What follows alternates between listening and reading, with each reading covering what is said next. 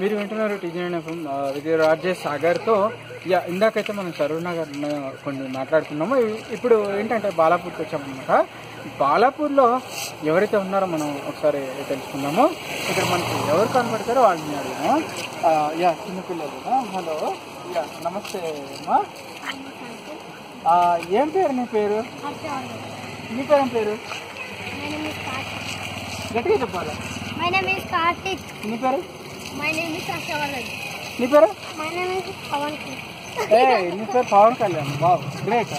So Harshavardhan. నీకెవరంటే ఇష్టం బాగా? గట్టిగా చెప్పాలి. టీవీ చూసి చెప్పు. సినిమాలు నీకెవరు ఇష్టం? బాహుబలి చూసావా? చూడలేదా? ఓకే.